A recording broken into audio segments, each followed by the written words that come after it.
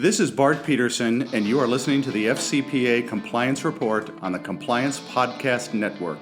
This is Greg Gilchrist, and you are listening to the FCPA Compliance Report on the Compliance Podcast Network. This is Dan DeMarco, and you are listening to the FCPA Compliance Report on the Compliance Podcast Network. Hello, everyone. This is Tom Fox. I'd like to welcome you to the FCPA Compliance Report on the Compliance Podcast Network. Today, I have with me Lauren Briggerman. Lauren is a member at Miller Chevalier, together with Katherine Pappas, a counsel at Miller Chevalier, and we take a look at the firm's Executives at Risk report for the summer and fall of 2019. Some of the issues we consider are some of the issues we take a look at are an overall review of the Executives Risk report for the summer and fall of 2019. We consider some of the noteworthy investigations covered in the report, as well as some of the issues involving cartels enforcement that's covered in the report. There was a significant trade secret criminal case that we consider. We take a look at a major extradition matter, and then look at the Department of Justice's evaluation of corporate compliance programs from the executive perspective. I know you'll enjoy this episode. The FCPA Compliance Report is a production of the Compliance Podcast Network and a proud member of C-Suite Radio.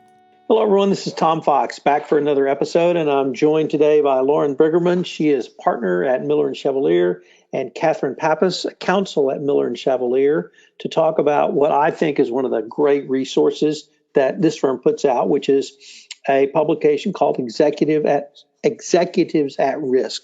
So, ladies, first of all, let me thank you so much for taking the time to visit with me today. Thanks, Tom. Happy to be here.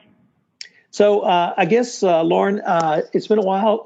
Actually, it's been way too long since I've had you on the podcast. So I was wondering if you could remind the listeners, what is Executives at Risk? Sure. So Executives at Risk is a quarterly publication that our firm comes out with, where we try to track key developments that affect executives, and in particular in the area of white-collar issues. So we report on new developments in white-collar government investigations, court rulings, policies, and anything like that that would affect company executives. And we tend to focus on FCPA, cartel, government contracts, criminal tax, and other areas of fraud. And in particular, because there are so many cross-border investigations these days, we try to focus as well on extraterritoriality and extradition issues.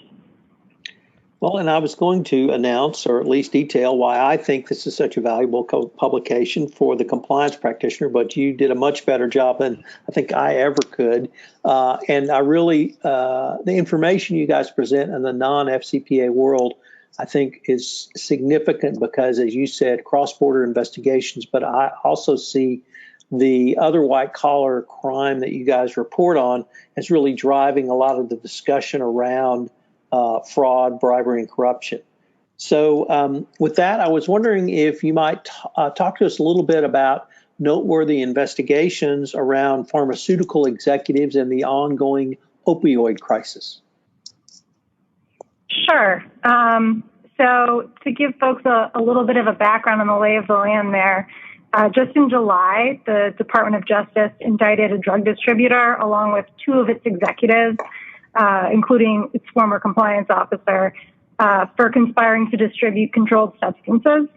There have not been that many government prosecutions of individuals in these cases, so it is significant in that way. As a drug distributor, they were charged with not only distributing substances without a legitimate medical purpose, but also continuing to distribute after the DEA had already advised them of their responsibilities to ensure products were not being diverted for non-medical purposes. So, and just in May, a few months ago, a jury actually convicted 5 executives of a pharmaceutical company, Insys, including its founder, for paying doctors for prescribing more and higher doses of the company's fentanyl spray. So the recent drug distributor indictment is kind of the next step in what we're seeing in terms of executives being brought in. So in terms of that case, the Infosys case, that I thought was a real I don't want to say benchmark, but it certainly turned a lot of heads in the legal world, not only as to the specific allegations against the company, but the DOJ's willingness to go against literally the most senior positions in the company. Would that be a fair assessment? Yeah, I mean, I think, it was their first real successful prosecution of a top pharmaceutical executive tied to this crisis. So the next case I wanted to ask you about was a really interesting case around cartel behavior. And the case in itself is greatly interesting. But from the anti-bribery, anti-corruption kind of FCPA perspective, we're starting to see more cartel or bid rigging or other things that may trend into antitrust. So I was wondering if you could tell us about the shipping executives who were charged in a cartel scheme. Sure. And so the case we're talking about is actually part of a broader investigation into what's called roll-on, roll-off cargo shipments, and that's basically the shipment of cars and trucks abroad. So it's a cross-border investigation involving foreign cargo shipping companies and international shipments that have occurred through the Port of Baltimore. Candidly, it's one of the few cross-border investigations that's keeping the Antitrust Division busy. They've seen a significant decline in prosecutions of cartel cases in the past few years. The reason is that the Antitrust Division had the auto parts investigation for a number of years. They kept them busy. That mostly wrapped up in around 2015, and there's been a really significant decline in prosecutions since then. But let me provide you a little more background on the particular indictments that we saw come down this year. So in June, there were 2 indictments of Norwegian shipping executives that were unsealed. So actually, they had been indicted, I think, the year prior.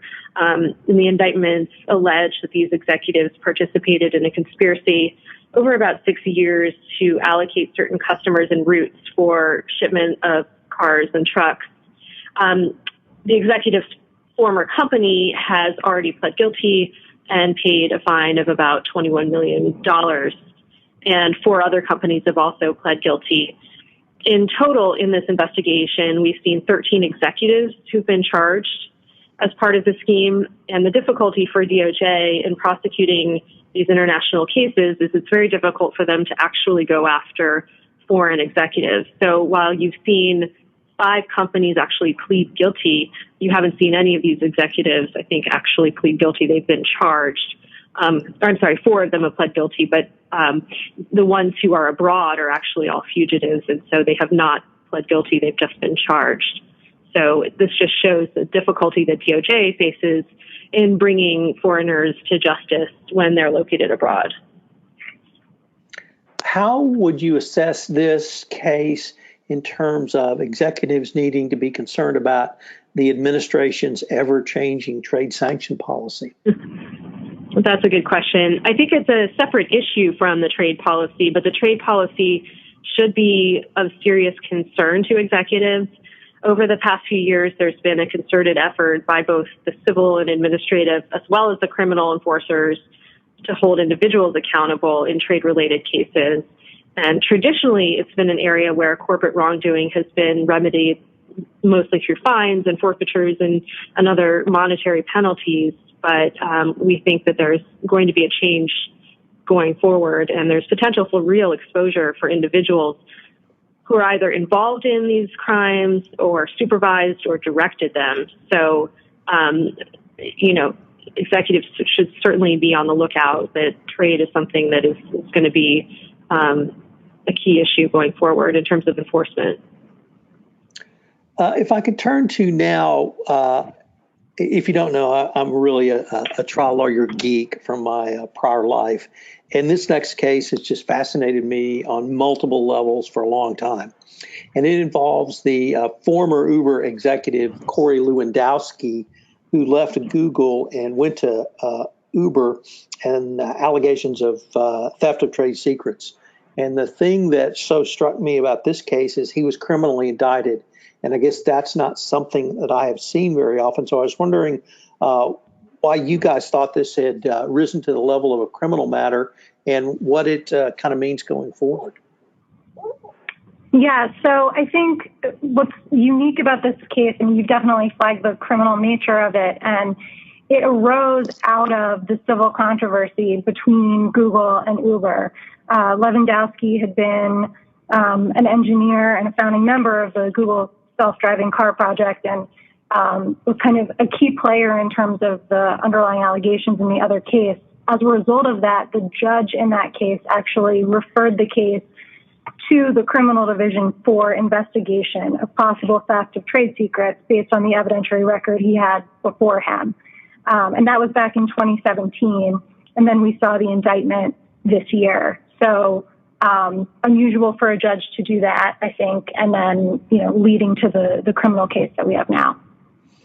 I guess just the number of times I've seen a judge make a criminal referral out of a civil matter has been less than a handful. And from my experience, when a judge does that, the judge feels it's a very serious matter. And the prosecutors, whether it be a state, district, county, or a federal, they take that referral very seriously. Would that be a fair assessment? Yeah, I think so. The judge is obviously very careful to say that, he's not recommending a prosecutorial decision. It's ultimately up to them. But I think it's a unique thing for a judge to make that kind of a referral. We had an extradition case, and I want to tie that. We had this week or late last week, we had a guilty verdict in a FCPA case where the defendant was a foreign national extradited to the United States. But the case you guys wrote about was Societe Generale. And I'm always intrigued by extradition to the United States, questions of fairness, questions of legal treaties. How did you guys see this French banker deemed a fugitive by the U.S. judge? What does that mean for a non-U.S. executive going forward? Yeah, I thought this was a really interesting case, and this comes out of the LIBOR investigation, which is also an antitrust-related investigation. And as we were just talking about a few minutes ago, the Antitrust Division has focused a lot on these cross-border investigations and has tried to go after foreign nationals and has been able to charge them, but has had difficulty in really successfully prosecuting them because a lot of times they will just stay abroad and decide to gamble and perhaps make the decision not to travel, and then they don't have to actually deal with the charges. So this was an interesting case because it was the former head of Societe Generale's Paris Treasury desk who was charged, and she is a French national living in France, and she decided to actually try to fight the charges abroad. So she filed a motion to dismiss the criminal charges, and the judge ruled in May under an equitable doctrine called the so-called Fugitive Disentitlement Doctrine that she was a fugitive, and as a result, she is not entitled to use the court system to dismiss the charges. In terms of what this means for non-U.S. execs, I think what it means is when you're charged with crimes in the U.S. and you decide to gamble, roll the dice, and remain abroad, you can't avail yourself of the U.S. court system to fight the charges. So either you come to the U.S., submit to the jurisdiction, and fight the charges here, or you remain abroad and you assume the risk that comes with being a fugitive. Now I'd like to turn to one of my favorite documents this year, the Evaluation of Corporate Compliance Programs 2019 Guidance by the Department of Justice. And Miller has written extensively on this from the FCPA perspective, but I was really intrigued to get you all's opinion for the significance of this document from the executive's role and how you see this as either increasing or perhaps decreasing the potential legal and criminal exposure of executives under the FCPA.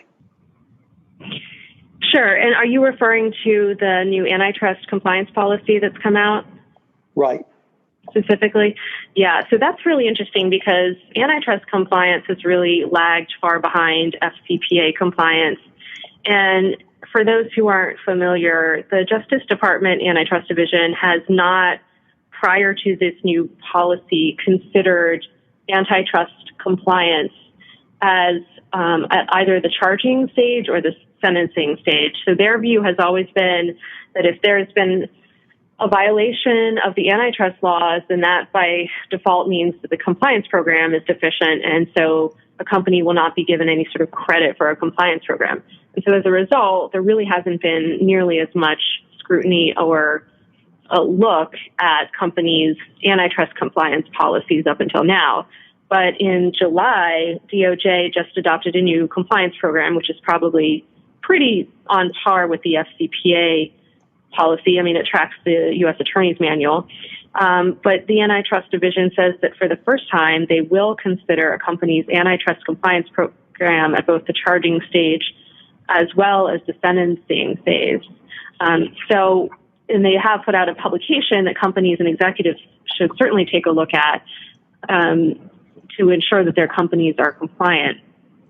And I think what it means for executives is that they really need to take antitrust compliance very seriously, especially if they are high-level people, because the tone at the top will certainly be judged at their companies when it comes to, if the company is involved in some sort of antitrust violation. And if you're the chief compliance officer of a company, it's time to really take this seriously and make sure that your company has in place a very robust antitrust compliance policy. If you don't, it's time to adopt one. Even if you do, it's time to dust it off, review it, and make sure that it complies with this new policy. There's one point that I think many anti-bribery, anti-corruption practitioners may not quite understand that you touched on in the antitrust compliance arena, and that is the two-stage or the two different times that the department, the division, as I've now learned to call it, not the antitrust division, but the division would look at a compliance program, both at the initial assessment and at the charging stage. Could you maybe expand on those two as well? Sure. The Antitrust Division is unique and different from the fraud section, for example, because it has something called a leniency program. And what that means is if you're the company that is the first to come in and report certain violations and other conditions are met, then you don't have to plead guilty to a crime and you don't have to pay any fines. And then separately, if you are not first in the door, you may get some discount on a fine, but you are going to have to plead guilty to a crime in the form of a guilty plea. So unlike the fraud section where you may be able to negotiate some sort of a DPA or an NPA, that typically hasn't been the case with the Antitrust Division. Now, under this new policy, the Antitrust Division is saying that they will consider awarding DPAs to companies who are not first in the door. So that would be sort of at the charging stage when they are deciding how the case is going to be resolved. Is it going to be by guilty plea or is it going to be by DPA? And it sort of remains to be seen whether the Antitrust Division really will follow up with this and award DPAs rather than resolving everything else by guilty plea. The second phase would be the sentencing phase, so that really comes down to the fine that the company would be paying if it's not first in the door. And then I'd like to end with, last week we had an announcement, I believe for Brian Benchkowski, which was a new task force or group at the Department of Justice to look at procurement fraud in government contracts. And I was wondering if I could maybe get your thoughts around, number one, the significance of that task force, what it means for the white-collar defense practitioner and the executive who you guys routinely write about and defend. Sure. So this new task force was put together to crack down on antitrust crimes in the government procurement process. And so for those who aren't familiar, bid rigging is an antitrust violation that the Antitrust Division does investigate and prosecute. And what DOJ is saying is that they're going to give bid rigging in the procurement process a really heightened focus going forward. The interesting thing about this, though, is this task force is really drawing from existing resources. So it's pulling from current prosecutors from the Antitrust Division and other parts of DOJ, such as the U.S. Attorney's offices, as well as investigators from the FBI and other agencies. It doesn't have a lot of new money, though. It looks like only under $1 million is being allocated in new money. So it really is unclear if this task force will have bite But that being said, if you're a company and you are a government contractor, for example, it's really important that you think very carefully going forward about complying with antitrust laws in the bidding process. And this new task force has a website with certain red flags to be aware of. And so we would recommend that all companies and executives take a look at those red flags so that as they're engaging in the bidding process, they're really complying. Well, ladies, it's been unfortunately, we're near the end of our time, but it's always great to talk to you all about the most current Executives at Risk newsletter. I really want to thank you guys for the work you and the entire team does to put this together. It's a great resource for the compliance practitioner, the white-collar defense lawyer, executives, and people like me. So I look forward to the next one, and I hope we can continue the conversation. That sounds great. Thanks, Tom. Hello, everyone. This is Tom Fox again. I'd like to thank you for listening to this episode of the FCPA Compliance Report. I hope you'll join me again next week where I take up another issue around FCPA compliance. The FCPA Compliance Report is a production of the Compliance Podcast Network and a proud member of C-Suite Radio. Thanks for listening.